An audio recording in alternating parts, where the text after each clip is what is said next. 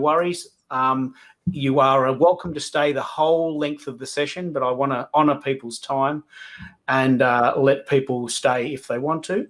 So that's fine. I want to bring in Ken now, calling from Singapore. I'm guessing you're in Singapore. That's what your bio says. Let me just roll that into the screen now. Look at what we're doing. Melbourne, Perth, Connecticut, Austria, Singapore, New York, and Tyler was from Washington. Well, no, not Washington, from Virginia. We are creating a world event on a platform. Great, isn't it? Isn't it great? You forgot Edmonton again, Keith. Sorry. Edmonton, not Calgary. Sorry, Edmonton, Tony. not well. If you're still listening.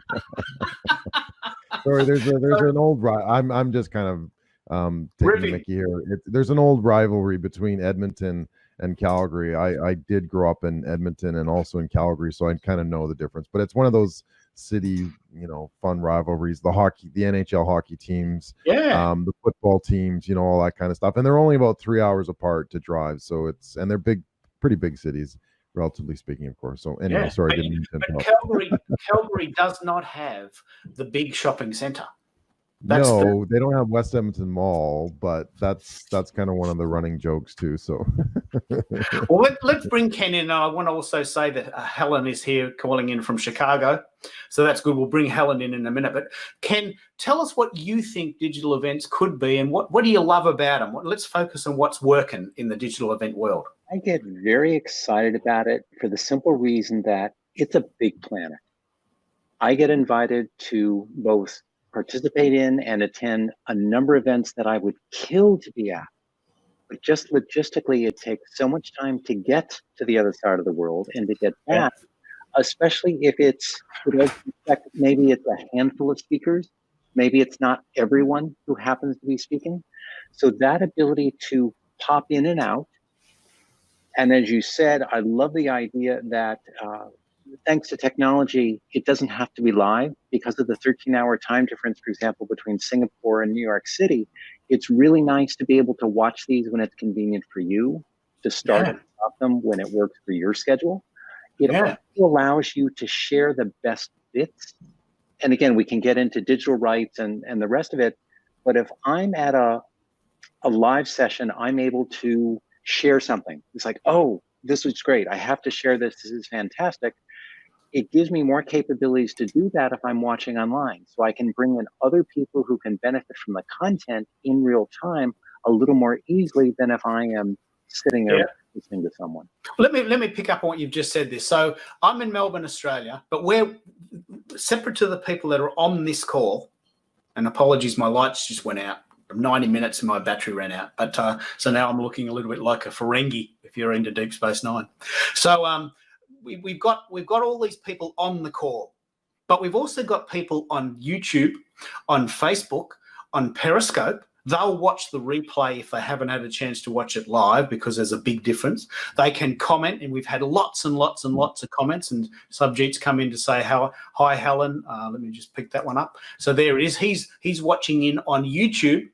So he's watching in from San Francisco, taking part indirectly with this conversation. It's the actual latitude for this is actually enormous. I'm not even really sure we've touched the surface. Would you agree? We're just really beginning.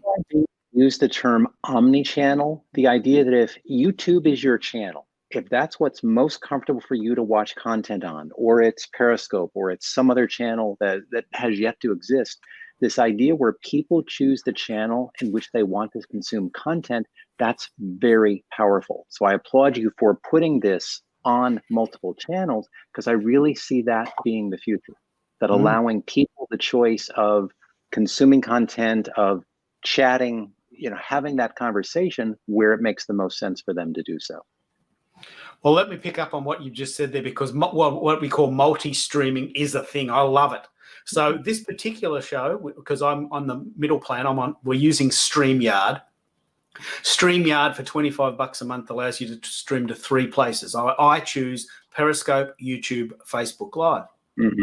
But for $50 a month, you can stream in HD, 1080p, and you can stream to 8 sites, which includes Twitch, LinkedIn Live, a LinkedIn group, a Facebook group. You can have a what's called RTMP, which means you just basically send it wherever the other ones don't mention. And there's thousands of these live streaming sites. So imagine if there's a little subgroup on a site called YouNow, which is a very young site, or Haps TV, which is a brand new site. Suddenly, you do the show once. You only have to do the show once, but everyone in the world can get it in the platform that suits them. Is that sort of what you're going with that? Yeah, is that sort of the idea? I love that. I would add to that we know that different countries favor different channels. It's always been that way, as do different demographics. One thing I have not yet heard was that of accessibility. If I am hard of hearing, or if I speak a language other than a mainstream language, the ability to make that content accessible, often in real time, is very powerful. That I can add real-time captioning if I need to have that. I can have real-time translation as well. Do you know of a site that does that yet? Because that's one of the things on our radar. I have had good success with YouTube. Maybe not in real time, but their transcription is very good. I used to work for a deaf telecommunications company as their CMO, and we really were very sensitive about that to make sure that every time we had communications, that it was accessible to everyone. And one of the things we found is that when you add captioning, you're not just targeting people who have different levels of hearing, but you're targeting a much larger audience, that it helps them to make that content understandable. For example, maybe I have a very thick accent based on where I am. So maybe some people who have English as a second language just cannot understand a word I'm saying because of my accent, because of my dialect. It's much easier for them to follow if they can also read along and have those captions. Well, I want to pick up on what you've just said there. This is a very, very good story to tell. YouTube and also Facebook now do live captioning of the streams. Live StreamYard itself doesn't offer captioning, and I haven't found a site yet that actually creates the captions in the site itself. But once we've sent the format to YouTube and Facebook, you can then pick up the captions that they offer within that stream. That's a very powerful idea, isn't it? It's fantastic. And on YouTube, it gives me the ability as the author, the speaker, to go in and refine that, because maybe the speech recognition is not yet 100%. Or to be honest, maybe I want to eliminate a few of the ums and the uhs. I can go and further refine that. So as people see that, they can get the best possible version of the content. In the replay, you mean? Yeah, in the replay? Yes. Yeah. Okay.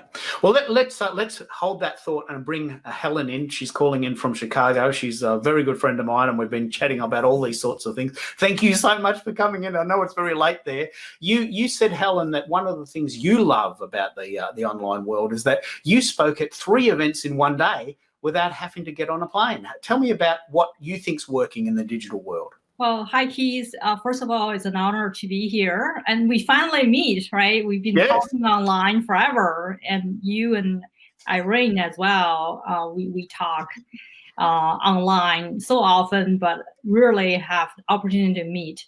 I recently, in October, I was able to give a keynote speech to the Digital Transformation Summit people out of India. And then during the day, I spoke at an event, Women in Technology event during the day, and I was able to squeeze into another speech in the middle of the day, right out in the East Coast.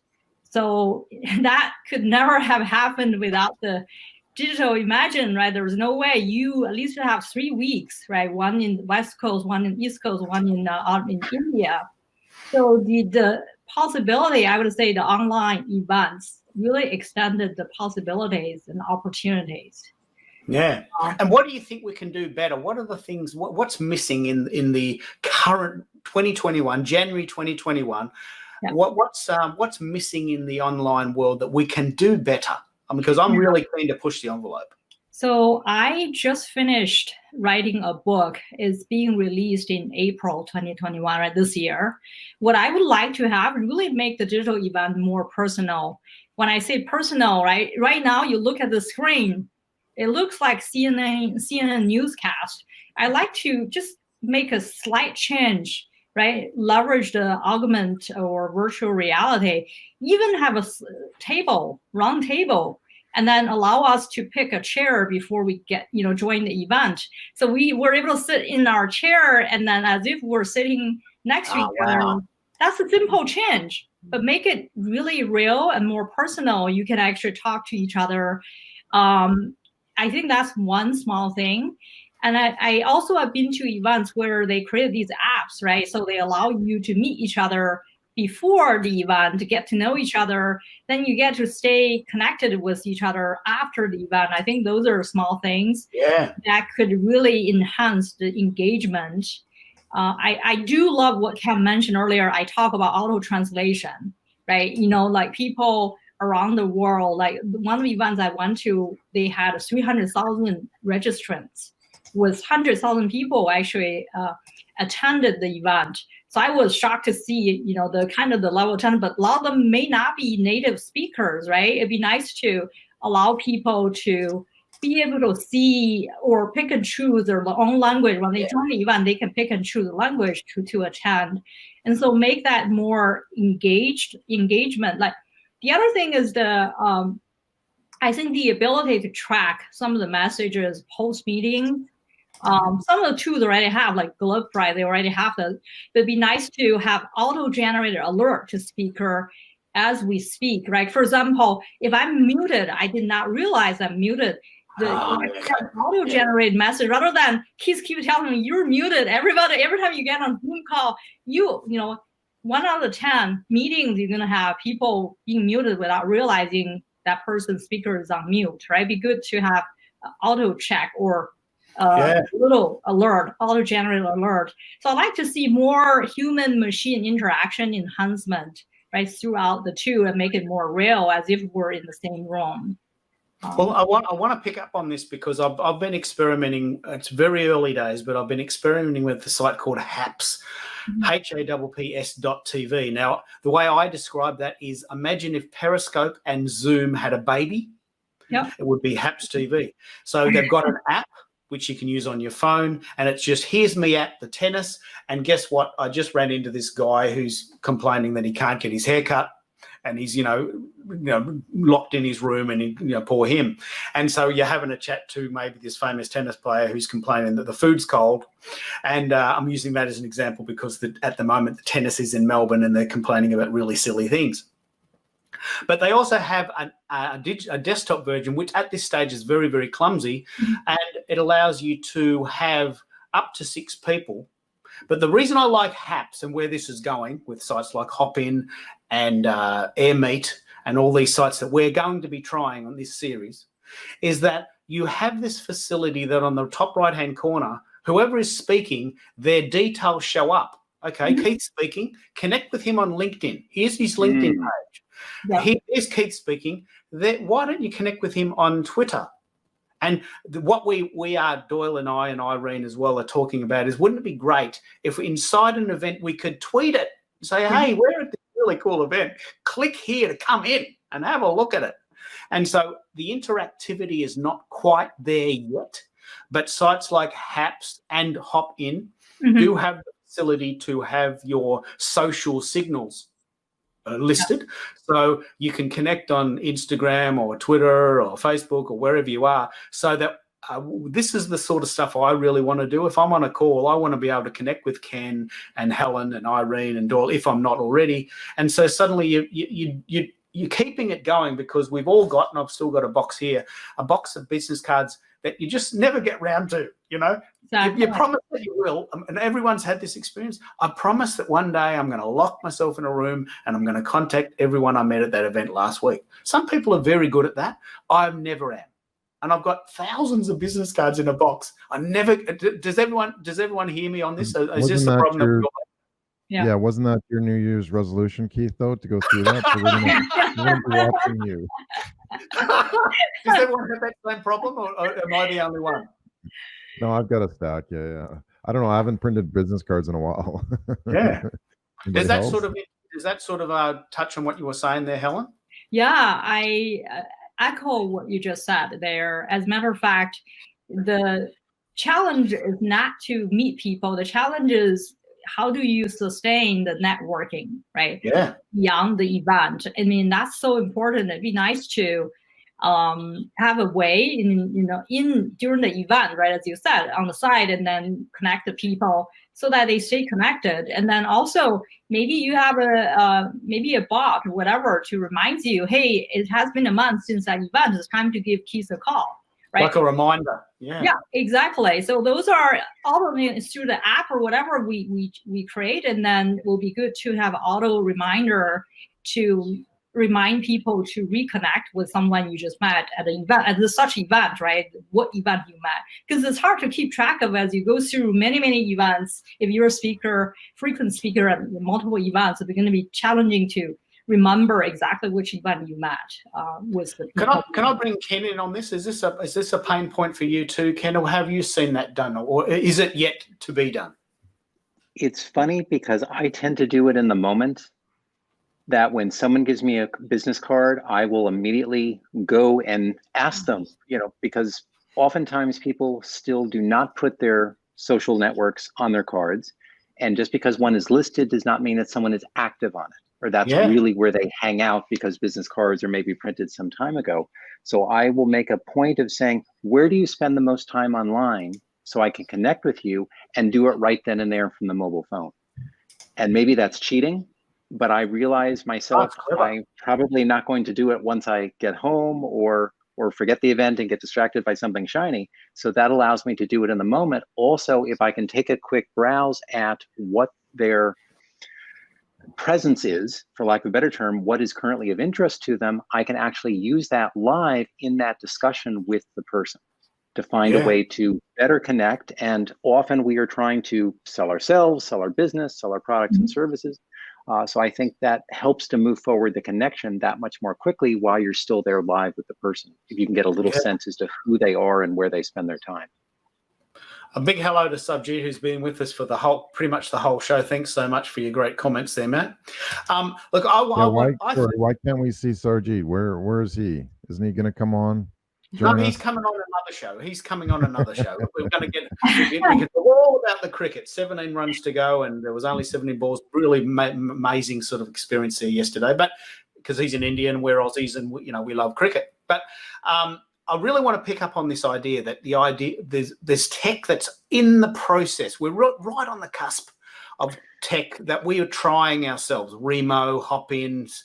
May I share one that excites me quite a bit? And I think Helen was alluding to this, but the idea of digital serendipity. One of the things that happens at live events is the ability to bump into people. We all tend to structure and plan, these are the people I need to meet, and this is where I need to be. But that ability to very randomly in the coffee line, when you're waiting for an event, that ability to connect with people that you would not plan to meet, you would not otherwise meet, that I'm seeing some of the platforms be aware of that and say, how do we enable people to bump into each other that is not strategic, not planned, is not based on social signals, that just allow you to talk to strangers in a way that can be very productive and very rewarding. That's a very key point of events that a lot of people miss, that sometimes the best part of events is the people that you didn't know you were going to meet, and suddenly you realize, hang on, this guy's done all this trouble to come, and I've met him, and I would never have met him otherwise. How do we do that better, do you think? Just to add on to that point, right? Imagine if you have an application, right, that connects you before you even attend the event. It asks you, here are the 10 things you can get out of the event. What are the 3? Pick 2 out of the 10 that really important to you, right? And then based on that, you can pair people up and group them to say, everybody who's interested in networking in particular topic can be, have a category, right? You can connect them as a group and then auto connect them, and then they can connect before and after. I think that would be really, to me, is really wonderful way. I would think that it's so super productive. It's not just about this event meeting for 30 minutes. It's about what else you can talk about, right? Yeah. So I was very excited about being on the same show as Cam because I was with AI company for a long time, the conversational AI company. Working with two of them, and not until now. So he happens to work for the company that's AI, it's a chatbot. So it's something that I have very deeply interested in, and we have so much more to talk beyond this event, right? So that being said, it'd be really nice to know people's background, and I actually checked on him on LinkedIn before even getting on, so I can what else I can talk to him about rather than just digital event. Right.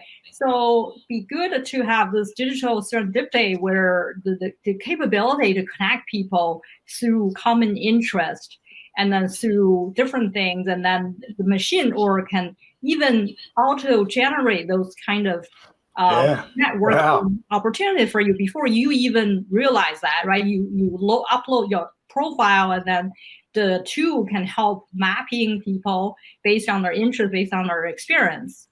So that would be ideal in the longer term.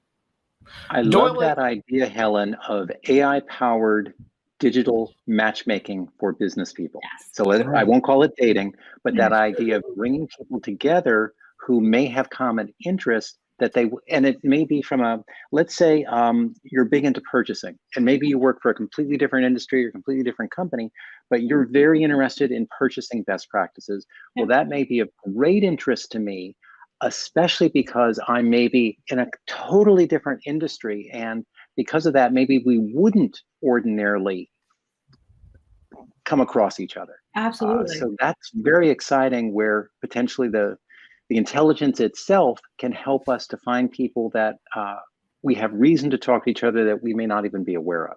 Exactly. Yeah. That's a key ingredient there, because I've been to lots of networking events online, and that's what's actually missing is that sometimes they force you into these, and maybe it's like speed networking too, where you're kind of forced to talk with somebody where you don't connect at all, kind of thing.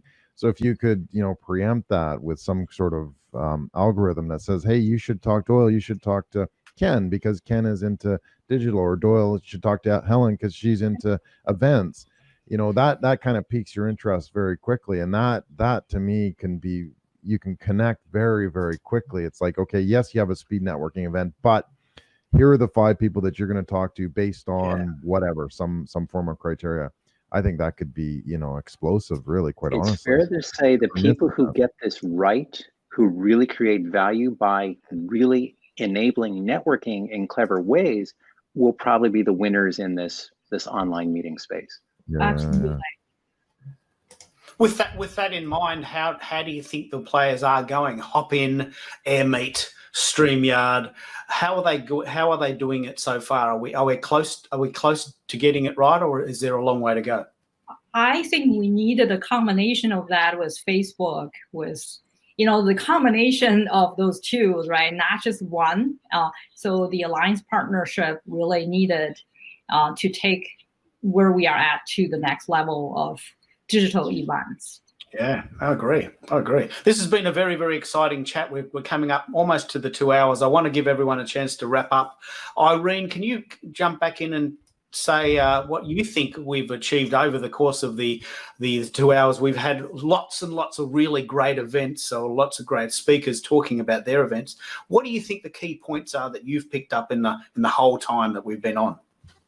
The key points that digital events, they're not a better version of physical event. Okay. Wow. So the car is not an improved carriage. The car is a completely different animal. Okay. Thanks to collective wisdom of our speakers today. And hello, Helen, and hello, Ken. So wonderful to have you here. So, car is not a carriage. That's what I took for our conversation. And that means that it will carry forward how we're thinking, right? How we're forming what the new experience is going to be. So let's stop comparing. Let's just start living in digital world the way we do a lot of things digitally without even realizing it. If we start kind of, right, noticing what's already gone on for us, right, in digital ways. So that said, we're humans. We do want to get together. and getting together means different things now. What Ken was pointing out, connecting online in the moment. I always connected with people on LinkedIn immediately. Maybe it was not the best, I don't know, not the most polite way, but that was the way for me to remember people are meeting at the event, because business cards were gone 20 years ago, frankly, right? Anyway, so connecting in the moment, this is the beauty of what we're gonna see in this digital world, right? And of course, having fun. Keith, you talk a lot about fun. That's why I like you so much. So thank you for putting this fun event together. And digital events, they gotta be about fun. They gotta be about show and entertainment and festival. The festival word, Doyle, I love it so much. So those who are gonna nail down the element of, yes, business sense with element of festival and something, look forward to, go to. Okay, it could be gamification, Keith, I'll give you that. Okay, it could be element of entertainer, right? Kind of filling out the time and breaking us from one topic to another. Okay, but at the same time, it's all about thinking what's the goal of the event there. So it's not a concert, right? It's a business venue. And at the business venue, you gotta make those deals happening. Otherwise, people not going to come to your event next time. So it's a combination to make it. Okay. Well, I'm just playing a couple of those videos out to say what you've said there, that it really isn't a concert. It's not fun for its own sake, that it has to be something that we can learn from and gain from it as a business. But we've been chatting for 2 hours on a site here called StreamYard. If you haven't heard of it, StreamYard has now been purchased by Hopin for $250 million. We'll start to see more of these types of things.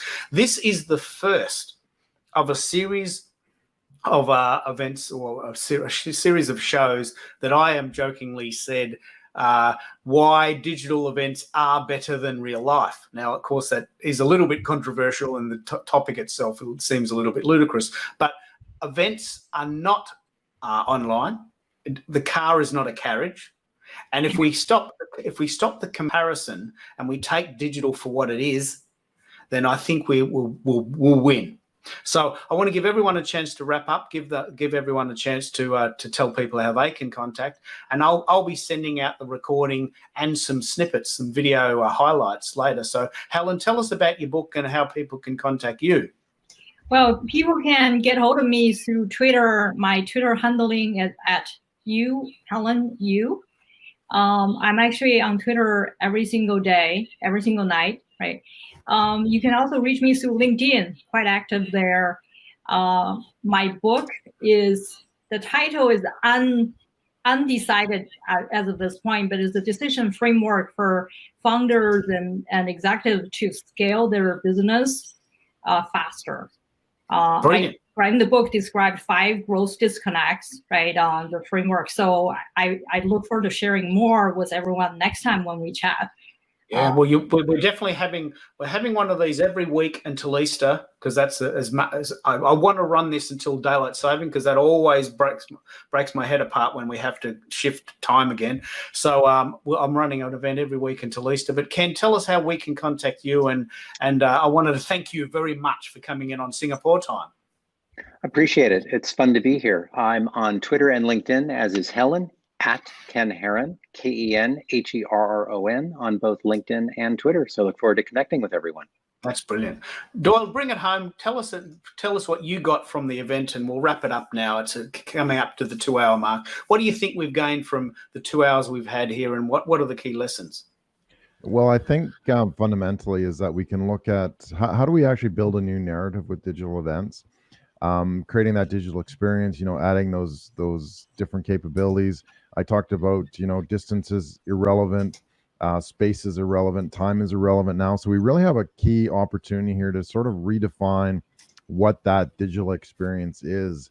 And I think we really need to embrace this and engage it and actually do something about it, because all of us here and all of us who sort of talked about it, I think we're all part of this solution, and we just kind of have to get our stuff together. And you know what? Let's do this. Let's push this forward, right? Let's manage this narrative. Let's create a new narrative for what this actually means to create a digital experience, and how it can be, you know, better fundamentally than you know, our traditional look at how events work and that sort of thing. So love to work with all of you guys. Please feel free to reach out to me. I'm at Doyle Bueller on pretty much all social channels, as well as on LinkedIn also. So it's been a fantastic conversation, and I've really sort of enjoyed that back and forth as well. Well, we're going to do more of them, and I just want to say a big thank you to everyone who took part. A big thank you to all the comments. It's really, I'm playing around with StreamYard. As you can see, I pretty much pushed every single conceivable button. I'm really maxing it out. So a big thank you to everyone involved, and we'll do more of these in the near future. Thank you for having us, Keith. Oh, you're very welcome. Thanks, guys. Thank you. Thank you. Bye, Erin. Bye. Thank you so much.